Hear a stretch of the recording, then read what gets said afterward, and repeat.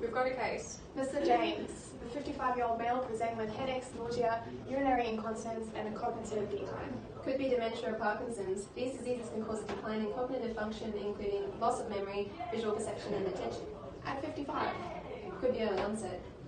What's the medical and family history? His father was diagnosed with Alzheimer's at the age of 67. Interestingly, his granddaughter was diagnosed with congenital hydrocephalus a year ago. Must be more on the brain then. What? You mean non-obstructive and obstructive hydrocephalus? They could have both have ectoductal stenosis. Imaging is the best way to diagnose. Computer tomography allows for better viewing of the ventricles. That'd be moronic. Do a T2 weighted MRI. Can't we do both? Fine, do what you want. At least I won't be wasting the patient's time while his brain suddenly atrophies due to intracranial pressure. I'll go talk to him. Hello, I'm Dr. House, and you have obstructive hydrocephalus. Normally in the brain, CSF is produced at a constant rate of 20 mL per hour in the choroid plexus of the ventricles. As shown by this diagram, it then travels from the lateral ventricles down into the third ventricle through the foramen of Monro, then inferiorly through the cerebral aqueduct into the fourth ventricle, then around the brain in the subarachnoid space, to provide protection, supply nutrients, and remove waste. Subsequently, it is then drained into the venous system through arachnoid villi. When there is an occlusion of this pathway above the fourth ventricle, it can cause a build-up within the ventricles that can cause cerebral atrophy due to the increased pressure. To confirm our diagnosis, we will need to view your brain using either computed tomography or magnetic resonance imaging. This short video will explain to you the difference between the two and explain why MRI is the best in your circumstance. The MRI is the overall preferred modality in the diagnosis of hydrocephalus, as it is non-invasive, provides a detailed view of the soft tissues, and allows for surgical precision. Furthermore, the MRI has capabilities of visualizing the cranium in both T1 and T2 weighted imaging.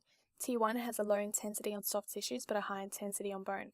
T2 has a high to intermediate signal intensity when viewing the cerebral spinal fluid within the ventricles and cerebral aqueduct.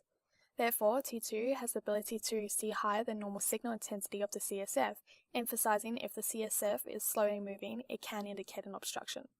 Consequently, the MRI is not mobile, and in cases of emergencies, the CT scan is recommended as a complementary modality, due to its efficiency in time and emphasis on the ventricles.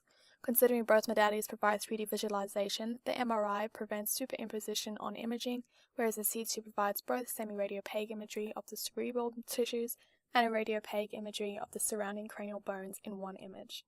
Here we are looking at a mid-sagittal MRI scan. The most notable feature here is the enlarged lateral ventricle, seen as a high-intensity large bean-shaped structure in the middle of the cranial vault.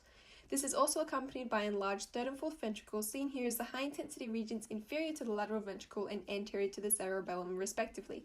In this case, this MRI image is sufficient evidence to diagnose hydrocephalus. Additionally, normal CSF flow through the cerebral aqueduct would be seen as a clear high-intensity line from the third ventricle running anterior to the cerebellum to the fourth ventricle. In this case, however, though we can see the cerebral aqueduct, we can also see that its path has been obstructed here, thus indicating stenosis of the cerebral aqueduct and classifying this hydrocephalus case as obstructive. A ventricular blockage disrupts the normal flow of CSF.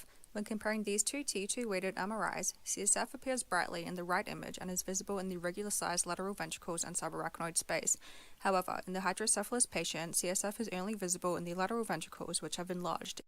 Ventricular peritoneal shunt implantation is the most common treatment for hydrocephalus. This procedure includes inserting the tip of a small, flexible tube called a shunt into the CSF-filled ventricle. The distal portion of the catheter is tunneled under the skin and into the peritoneal cavity, allowing excess CSF to be emptied and reabsorbed. The flow of CSF is regulated by a valve which is connected to the external portion of the catheter.